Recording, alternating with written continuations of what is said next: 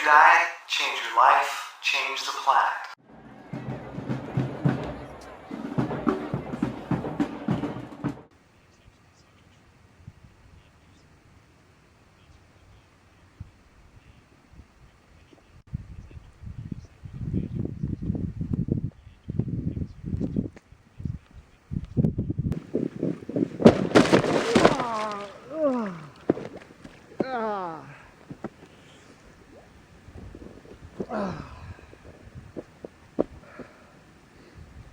Ow.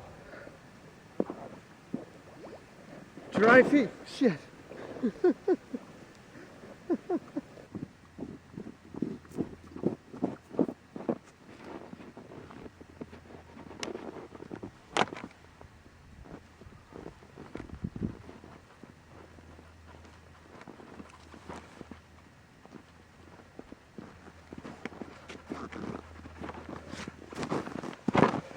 Hey, it's Tim Van Orden with the Running Raw Project.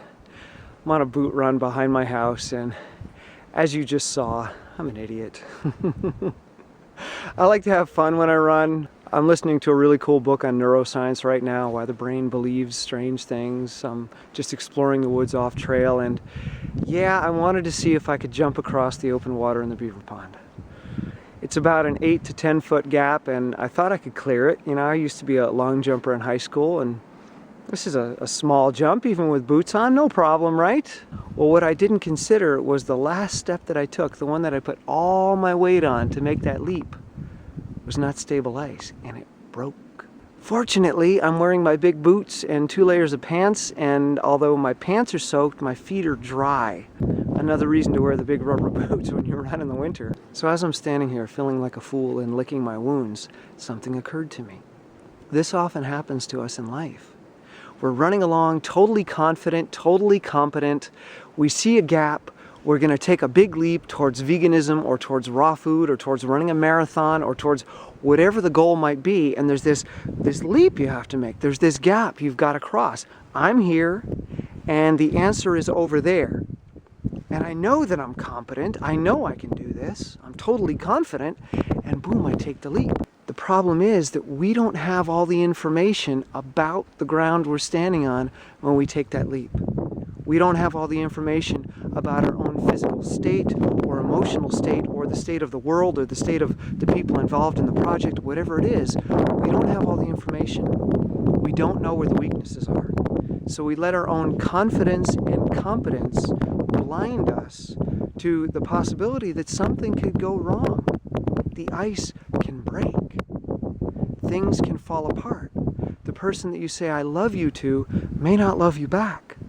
The diet may fail because maybe you had some emotional issues that you hadn't dealt with, and they're going to come back in full force and haunt you.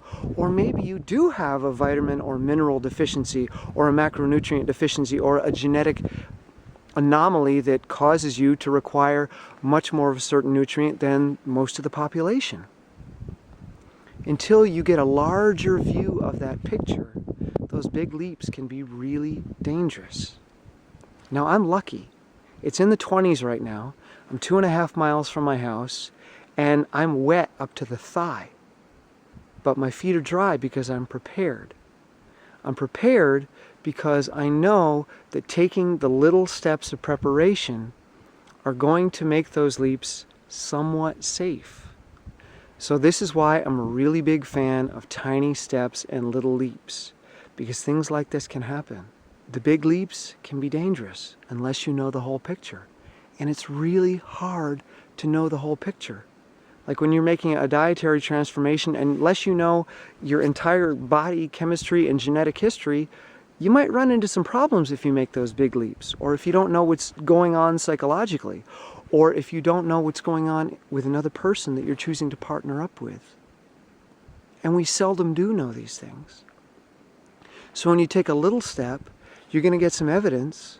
You're going to find out, okay, what's going on here, and is it good or is it bad? If it's bad, maybe I don't want to take another step.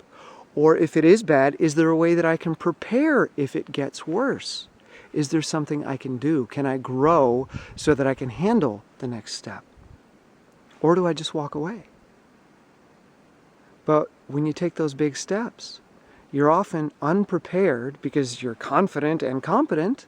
And why should I be prepared? It's a small jump. It's 8 to 10 feet. I can do that. But I never considered the ice. And many people don't consider their own personal challenges when they take these big leaps. So be careful. Take 2 little steps forward, get some information, then take 1 step back. Is it safe to go ahead? Is there something I need to learn? Is there something I need to prepare before I go back again? Then take 2 steps forward. Learn, investigate, collect data, take 1 step back. It's a slower process, but it's a much safer process. Sometimes you have to take a big leap. You don't have a choice. But by doing these little steps and learning and growing and preparing yourself, you're gonna, as I did today, have a better chance of surviving the big leaps. But even then, there's no guarantee. So little steps, preparation, and observation. All right, I'm gonna go home before my pants turn into solid rock ice. See ya.